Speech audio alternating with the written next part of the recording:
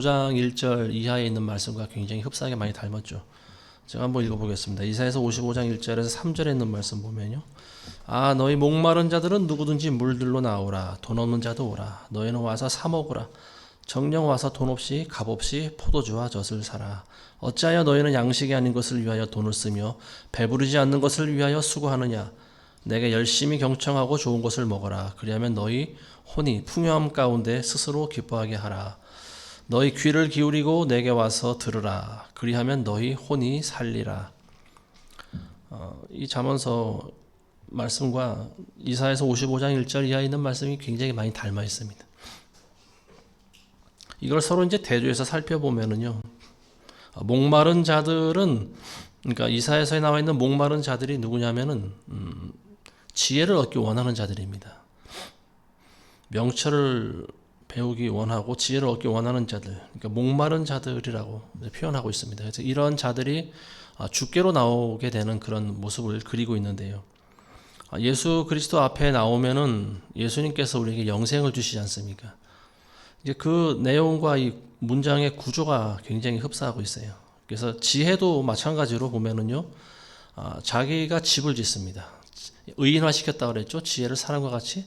그래서 지혜가 집을 짓고 7 기둥들을 다듬는다 이렇게 나와 있어요.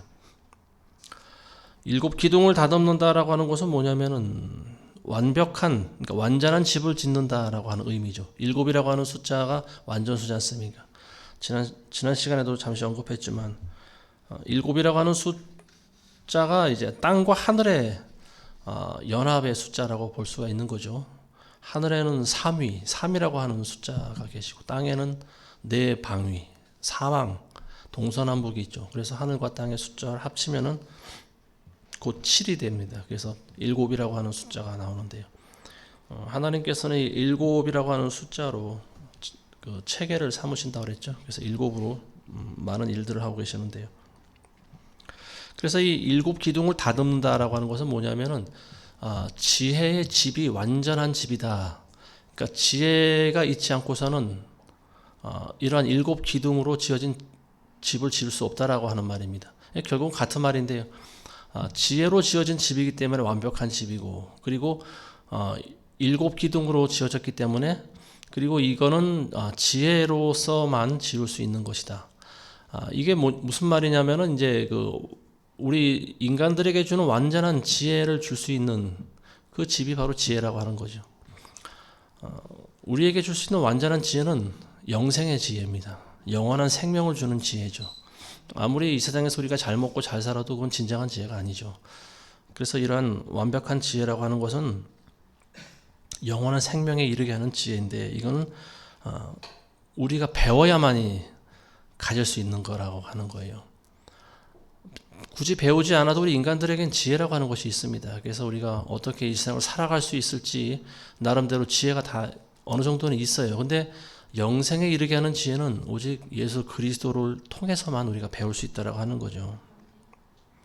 그래서 이 7 기둥을 다듬는다라고 하는 것이 뭐냐면요. 그 계시록에 보면은 교회가 7개가 나오죠.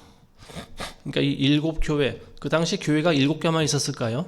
2000년 전에 7교회 이상은 있었겠죠. 많은 교회가 수도 없이 많이 있었을 텐데 계시록에 예수님이 언급하신 교회는 7개로 나옵니다. 그러니까 대표성을 띠는 거죠. 그리고 이 모든 교회를 상징하는 겁니다. 그리고 지금 이 시대를 살아가는 교회의 모습이라고도 볼 수가 있죠. 그래서 이 7이라고 하는 숫자는 항상 완전한 수를 상징하고 있습니다. 모든 교회를 말하고 있는 거예요. 그 교회 안에, 그리고 또 보면은 7 기둥이 있죠. 교회 안에. 어떤 게 7 기둥일까요? 사도행전에 보면은 믿음과 성령이 충만한 사람들 7명을 집사로 세우지 않습니까? 이게 바로 이 사람들이 기둥이에요. 교회 안에 7개의 기둥이 있는 거죠. 이 집사들, 믿음과 성령이 충만한 그런 사람들이 7명이 선출되지 않습니까? 스데반, 빌립, 브로고로, 디몬, 바메나, 니골라, 이런 사람들 7명이 교회 안에 주축이 돼서 교회가 이제 역동적으로 움직이는데 큰 힘을 발휘하게 됩니다. 스데반과 같은 사람들은 순교를 당했죠. 맨 처음에 순교자가 스데반인데요. 그 예수님께서 하신 말씀이 오늘 우리가 읽으신 말씀과 굉장히 똑같은 비슷한 말씀이에요. 예수님께서 내 살은 참된 양식이요 내 피는 참된 음료임이라. 우리가 성찬 때마다 우리가 봉독하는 구절이 있지 않습니까? 내 살을 먹고 내 피를 마시는 자는 내 안에 거하고 나도 그 사람 안에 거하느니라. 지혜가 상을 차려놓고 사람들을 부른다라고 하는 거죠. 그래서 우매한 자는 누구든지 이리로 들어와서 내가 차려놓은 빵과 포도주를 먹고 마셔라. 그러면 너희가 살 것이다. 예수님이 하신 말씀이 바로 이 말씀이에요. 그 다음에 7절부터 12절까지 한번 보겠습니다. 조롱하는 자를 책망하는 자는 오히려 수치를 당하며 악인을 꾸짖는 자는 오히려 오명을 입느니라. 조롱하는 자를 책망하지 말라. 혹 그가 너를 미워할까 함이요 현명한 자를 꾸짖으라. 그리하면 그가 너를 사랑하리라. 현명한 자를 훈계하라. 그리하면 그가 더욱 현명해질 것이요 의로운 사람을 가르치라. 그리하면 그의 학식이 더 늘어나리라. 주를 두려워하는 것이 지혜의 시작이요 거룩한 이에 대한 지식은 명철이니라. 나로 인해 내 날들이 많아질 것이며 내 생명의 연수가 늘어나리라. 내가 현명할지라도 내 자신을 위하여 현명하게 될 것이요 내가 비웃을지라도 내가 홀로 그것을 감당하게 되리라 하느니라. 자, 여기서 7절부터 12절까지는 조롱하는 자들에 대해서 경계하고 있는 그런 내용을 볼 수가 있습니다. 이 조롱하는 자가 이제 결국 악인이라고 하는 말입니다. 악인들은 교만하죠. 그래서 그 영생에 이르게 하는 그 지혜를 배우고자 하는 자들을 조롱합니다. 그러니까 오늘날 크리스찬들을 이야기하고 있는 거죠. 세상 사람들은 우리 기독교인들을 조롱하죠. 근데 이러한 조롱하는 자들은 어떤 그 초청의 범위에서 제외를 시키고 있습니다. 이 잠언서에 나와 있는 지혜는요, 이러한 자들을 가르치거나 훈계하지 말라 이렇게 나와 있습니다. 즉 그들과 상대하지 말라고 하는 거예요. 앞에서는 우리가 6절까지 봤을 때는 누구든지 나에게 와서 내 빵을 먹고 내가 만든 포도주를 마시라고 했는데, 여기서 보면 또 조롱하는 자들과는 이제 상대하지 말라 이런 또 경고의 말씀을 주고 계십니다. 왜 조롱하는 자들에게 지혜를 배우게 하면 안 되느냐? 조롱하는 단계까지 간 사람들은 지혜를 배울 마음이 없다라고 하는 거죠. 그리고 이들을 악인이라고 하고,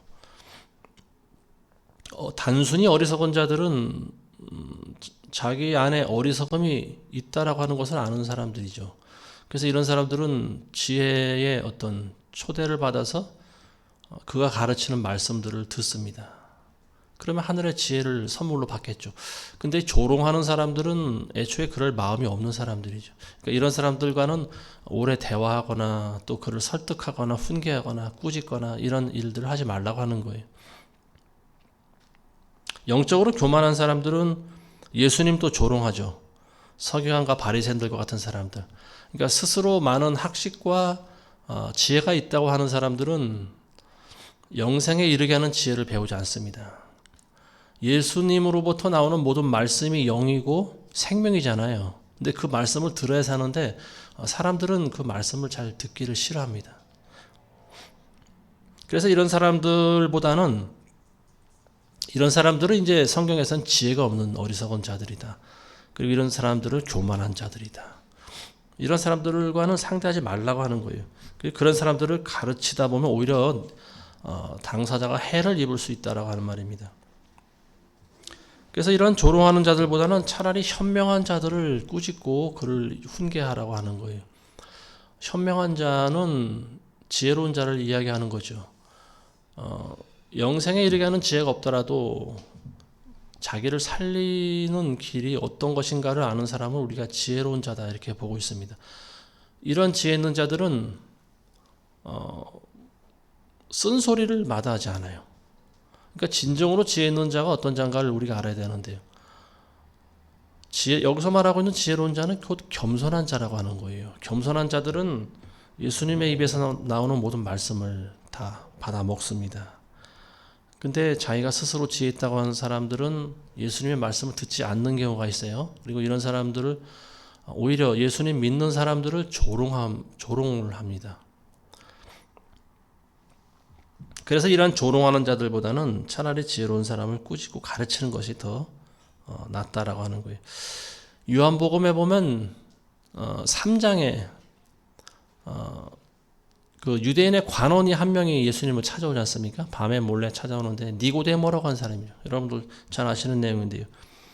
이 니고데모라고 하는 사람은 남을 가르치는 지위에 있는 사람이었어요. 이스라엘의 선생이었죠. 근데 예수님께서는 그 니고데모가 찾아왔을 때 굉장히 속으로 기뻐하셨을 것이다. 저는 그렇게 생각합니다. 근데 예수님의 입에서 나오는 말씀은 그 사람을 칭찬하진 않았죠. 그 사람을 오히려 꾸짖고 훈계하는 그런 말씀하셨습니다. 왜냐하면 예수님께서 뭐라고 하셨냐면은 거듭남에 대해서 말씀하셨잖아요. 이 니고데모가 왔을 때 예수님한테 그 니고데모가 예수님한테 그런 고백을 합니다. 선생이시여, 당신이 하늘로부터 오지 않았으면 아무도 이런 일을 할 수가 없었을 것입니다. 예수님께 대한 고백이죠. 근데 예수님께서는 대뜸하시는 말씀이 뭐냐면 누구든지 물과 성령으로 거듭나지 아니하면 하늘나라에 들어갈 자가 없느니라, 이런 말씀하십니다. 근데 니고데모가 여기서 굉장히 좀 멍청한 표정을 짓습니다. 이게 무슨 말씀인가? 거듭남에 대해서 말씀하고 계시는데요. 근데 예수님께서 왜 갑자기 뜬금없이 거듭남에 대해서 말씀하셨을까? 유대인의 선생의 지위에 있는 많은 사람들이 있었어요, 당시에. 바리새인과 서기관들. 근데 이런 사람들이 예수님을 찾아온 사람들이 없었다라고 하는 거죠. 밤에 몰래 와서 뭔가를 배우고 가는 사람은 이 사람이 처음이라는 거예요. 니고데모라고 하는 사람이. 그래서 예수님께서는 이 사람을 굉장히 귀하게 여기신 거예요. 근데 예수님이 이 사람을 칭찬하신 것이 아니라 바로 거듭남에 대해서 말씀해 주십니다. 왜 거듭남에 대해서 말씀하셨을까요? 기독교에서 가장 중요한 교리가 바로 거듭남의 교리라고 하는 거예요. 2번 태어난다라고 하는 말이죠. 2번 태어나지 않으면 하나님 나라에 들어갈 자가 없다라고 하는 말입니다. 그래서 저도 오늘 거듭남에 대해서 잠시 말씀을 드리려고 하는데요. 오늘 본문에서 거듭남이라고 하는 그 주제는 나오질 않아요. 근데 예수님께서 니고데모에게 왜 거듭남에 대해서 말씀하셨는가? 성경에서 가장 중요한 주제 중에 하나가 바로 거듭남이라고 하는 거예요.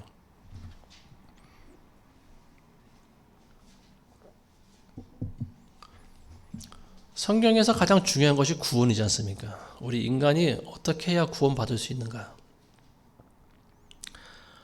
다른 어떤 여러 가지 말씀 안 하시고 예수님께서 니고데모에게 거듭남에 대해서 설명해 주십니다. 물과 성령으로 거듭나지 않으면 하나님 나라에 들어갈 수 없느니라.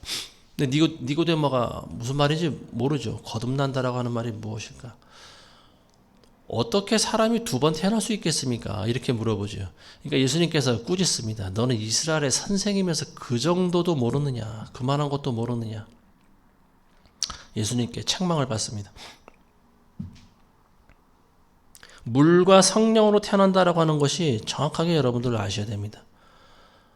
물로 태어났다라고 하는 것이 뭔지 아세요, 여러분들? 물로 태어난다라고 하는 것이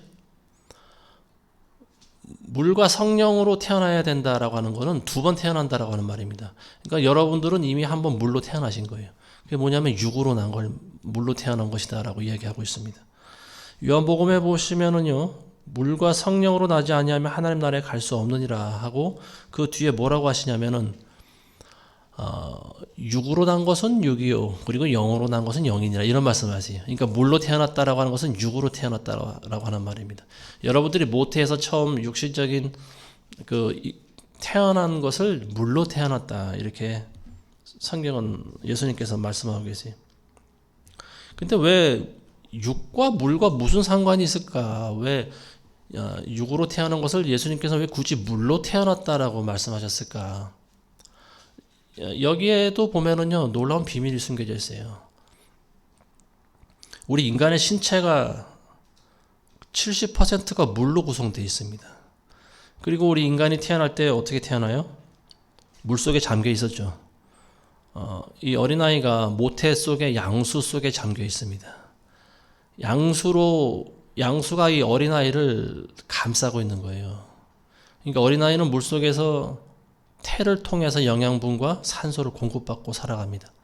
그리고 때가 되면은 어머니 이제 그 몸 밖으로 나오게 되죠. 이게 바로 물로부터 태어나는 겁니다.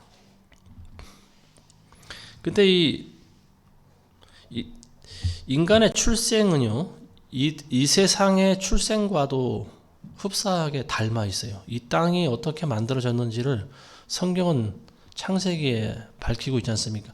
원래 우리가 살고 있는 이 세상이 어떻게 돼 있었어요? 물에 잠겨 있었다라고 하는 거예요. 하나님의 영이 수면 위에 거하시느라 물이 존재하고 있었죠. 그리고 이 땅이 물 속에 잠겨 있었던 거죠. 근데 하나님이 그 물을 어떻게 하세요? 가르시지 않습니까? 물 가운데 궁창을 만드시잖아요. 하늘을 물과 물로 나눠서 하늘 위에 있는 물과 하늘 아래에 있는 물로 나누시잖아요. 그러니까 그 물 사이에 하늘이 생겨버리는 거죠. 그래서 하늘 위에 있는 물이 있고 하늘 아래에 있는 물이 있는데 하늘 아래에 있는 물들을 또 한 곳으로 모으게 하시잖아요. 한 곳으로 모았을 때 마른 곳이 드러납니다. 그게 바로 땅이에요. 그러니까 이 세상이 어떻게 생겼냐면 원래는 물 속에 잠겨 있었는데 하나님께서 물을 한쪽으로 나누시고 한쪽으로 치워버리니까 땅이 드러났다라고 하는 거예요. 그러니까 이 땅의 출생과 우리 인간의 출생이 닮아 있죠. 물에서 태어난 겁니다. 물 속에 잠겨 있었다라고 하는 거예요. 원래.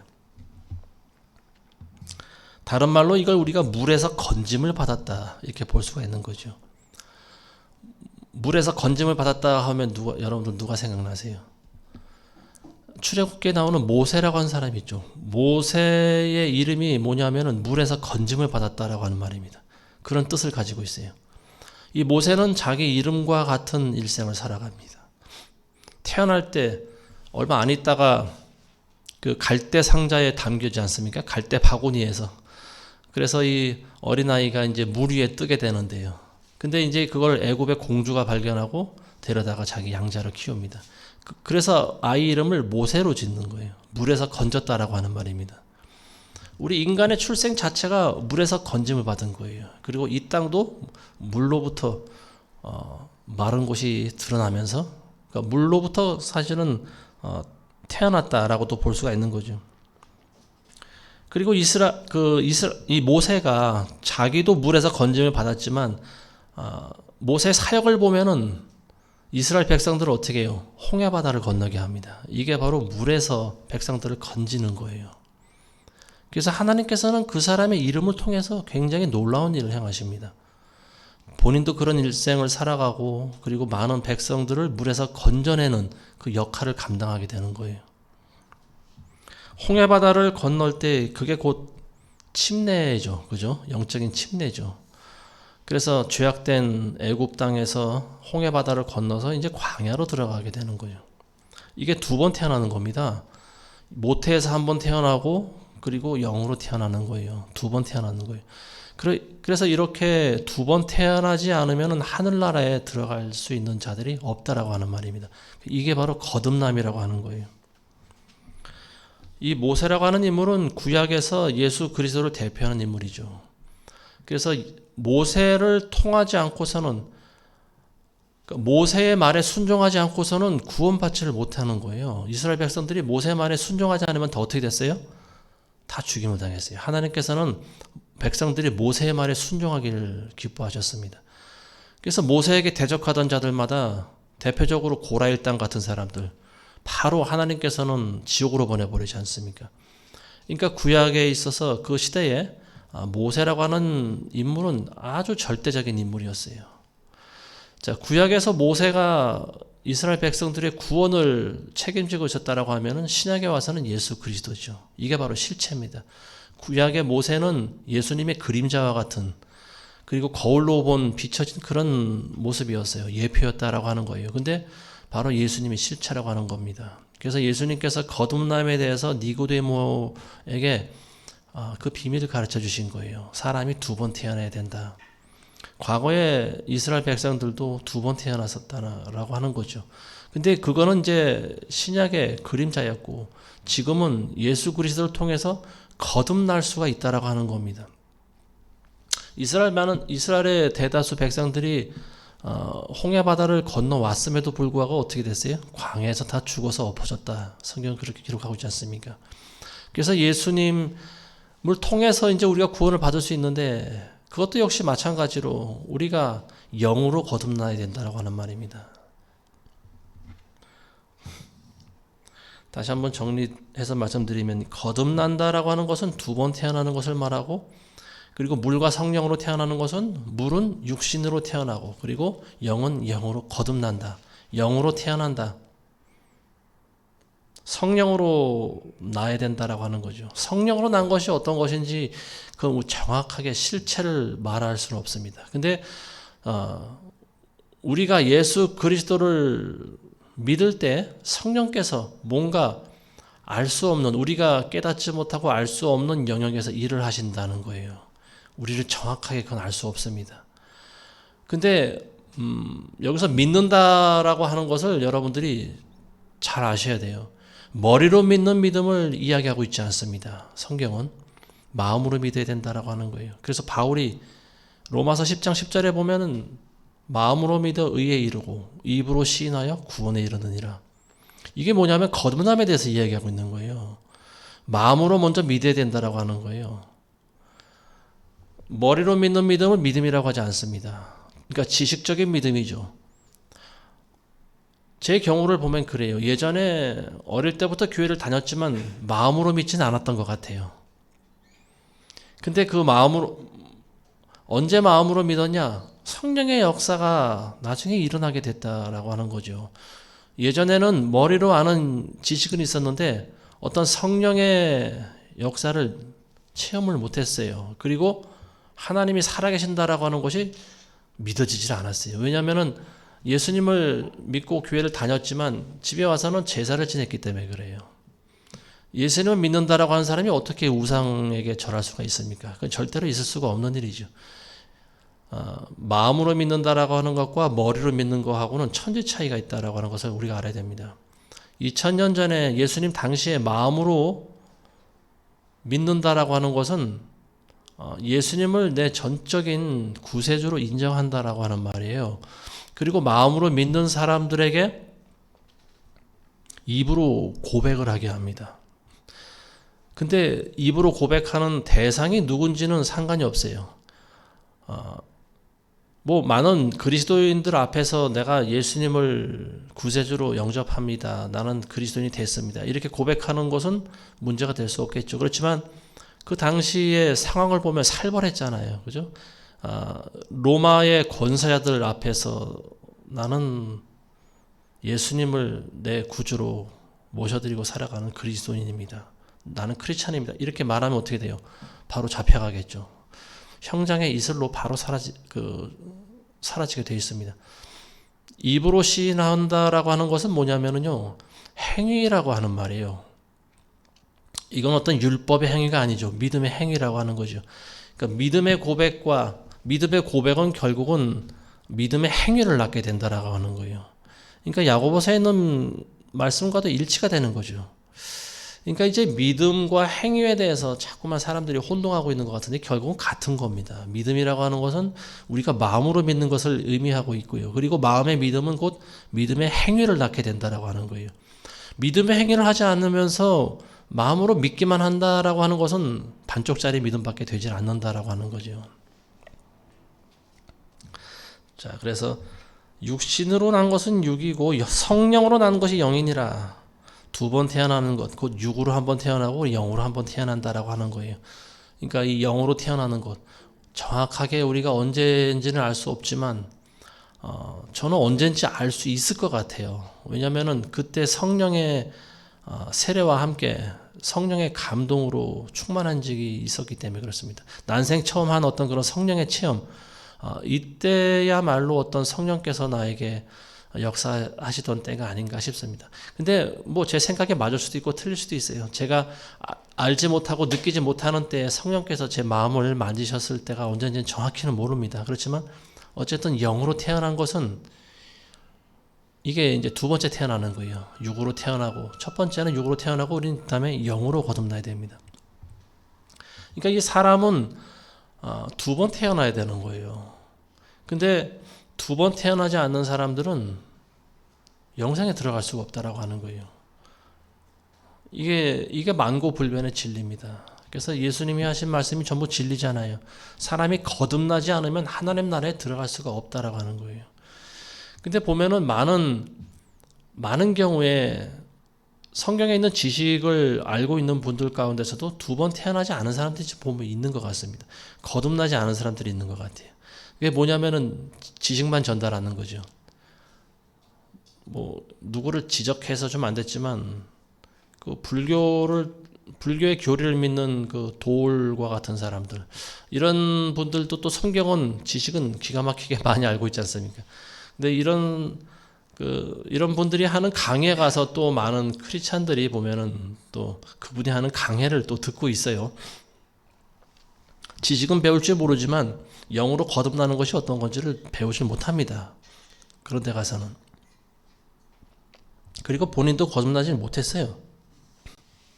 거듭난 사람들이 어떻게 머리 깎고 중이 될 수가 있겠습니까? 많은 사람들이 육으로 한번 태어나지만 영으로 태어나지 못한 사람들이 많아요. 거듭난 사람들은 제가 봤을 때 그리 많지 않은 것 같습니다.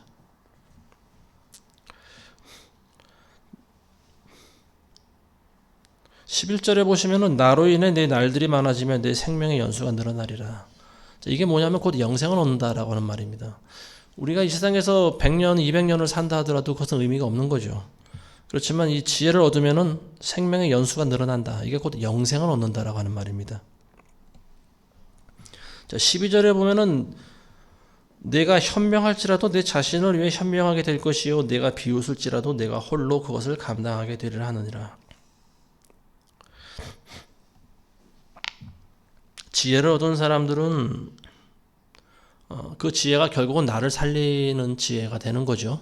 남만 살리면은 소용이 없는 거죠. 먼저는 나 자신이 살아야 되는 거죠. 내가 비웃을지라도 내가 홀로 그것을 감당하게 되리라. 이게 무슨 말이냐면은 지혜를 얻으면은 나에게 이득이 되고 많은 사람들도 살릴 수 있는 그런 도구가 되지만 내가 비웃는다. 이게 뭐냐면 지혜를 조롱한다라고 하는 말입니다. 앞에 조롱하는 자들에 대해서 얘기하고 있잖아요.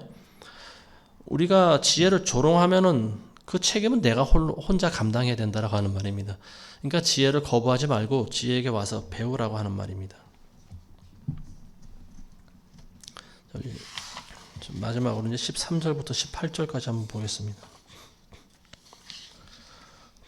어리석은 여자는 수다스럽고 우매하여 아무것도 알지 못하고 자기 집 문에 앉으며 성읍의 높은 곳들에 자리 잡고 앉아서 길을 곧장 가는 행인들을 불러 우매한 자는 누구나 이리로 돌이킬지니라 하며 또 명철을 원하는 자에게 말하기를 도둑질한 물이 달고 몰래 먹는 빵이 맛있다 하느니라. 그러나 그는 죽은 자가 거기 있고 그녀의 객들이 지옥의 깊은 곳들에 있는 것을 알지 못하느니라. 여기 보면은 어리석고 수다스러운 여자가 나오죠. 지난 시간에 우리가 배웠죠. 7장에서 잠언서 7장에서 배웠죠.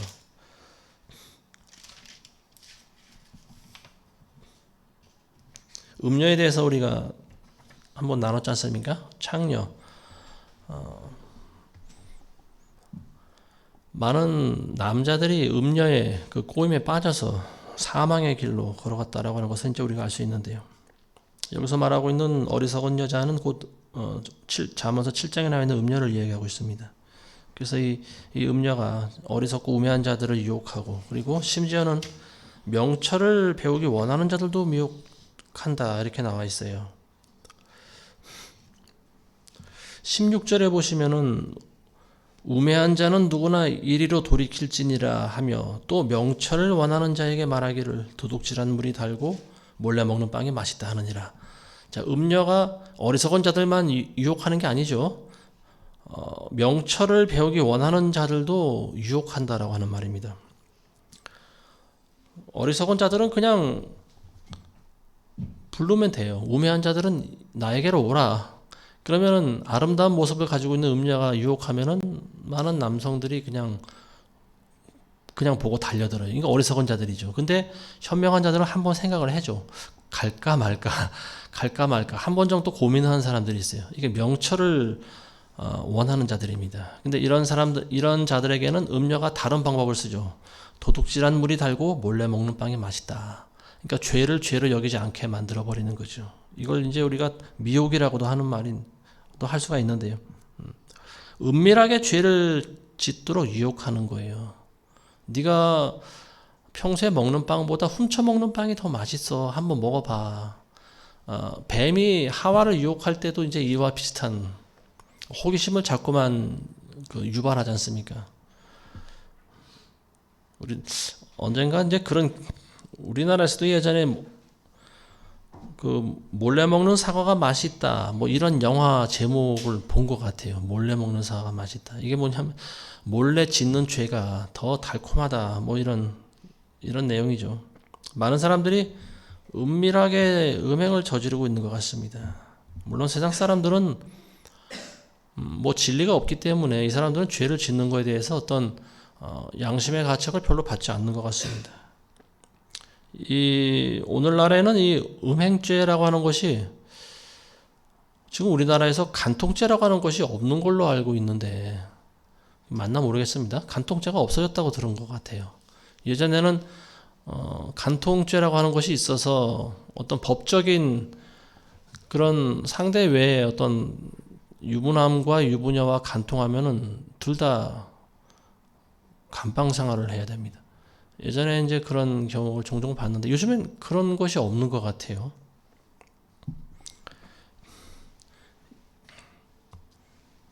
음행이라고 하는 말로 말을 드러내놓고 하진 않죠. 이렇게 아주 은밀하게 보면은 드라마나 뭐 TV나 영화나 이런 데서 보면은요 굉장히 어떤 그 불륜과 삼각관계 뭐 이런 것들을 부추기고 있는 것을 볼 수가 있습니다. 심지어는 뭐 동성애까지도 뭐 미화시키고 있는데요. 굉장히 심각한 것 같아요.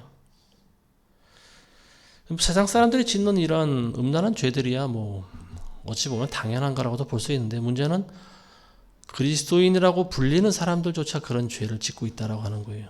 이게 참 제 입으로 이런 말씀 드리는 게 뭐하지만 많은 교회 안에서 드러나지 않은 이런 음행죄가 상당히 많이 있다라고 하는 것을 뭐 많다라고 하니까 뭐 어느 정도인지는 잘 모르겠어요. 근데 어쨌든 제가 몸담았던 교회 안에서도 그런 일들이 종종 일어나고 있는 것을 보게 됩니다. 사역자들끼리 아니면 사역자와 성도끼리 뭐 이런 그런 불륜죄, 음행죄 뭐 이런 것들이 은밀히 짓고 있는 그런 죄들이 이제 종종 드러나는 경우를 제가 본 적이 있습니다. 이런 사역자들이 짓는 죄는 참 왜 그런지 이해가 안 될 때가 많아요. 하나님을 모르는 사람도 아니고 말씀을 모르는 사람들도 아니고 이걸 보면은 이 사람들이 은밀히 죄를 상당히 오랫동안 계속 짓고 있었다라고 하는 것을 이제 뒤늦게 알 때도 있는데요. 그런 사실이 밝혀지기 전까지 자기가 짓고 있는 그런 죄를 중단할 마음이 없다라고 하는 거예요. 이게 더 큰 문제 아니겠습니까? 강제적으로 이게 하나님께서 드러나게 하시면 그때 가서 이제 잘못했다라고 하고 회개한다라고 하고 뭐 돌이키고 뭐 이런 모습이 보이는데 그 전까지는 계속해서 자기가 하고 있던 대로 죄를 짓고 있다라고 하는 거예요. 자, 18절에 보시면은 그녀의 객들이 지옥의 깊은 곳들에 있는 것을 알지 못하느니라. 어리석은 많은 자들이 음녀와 죄를 짓습니다. 음녀와 합하여 짝이 되고 하나가 되고 음행죄를 저지르는데요. 근데 이 사람들은 자기들이 죽어서 어떤 벌을 받게 될 것이라고 하는 것을 생각을 안 하는 것 같아요. 근데 그런 자들 결국 회개하지 않고 죽는 이러한 어리석은 자들이 어디로 간다 그랬어요? 지옥으로 간다라고 하는 말입니다.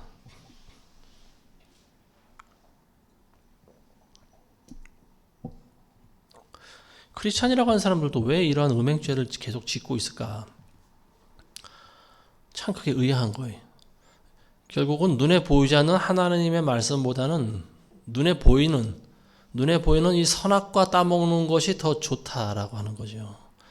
우리 인간의 본성 가운데 들어있는 것 같아요. 그러니까 항상 눈에 보이는 걸 먼저 추구하게 되어 있습니다.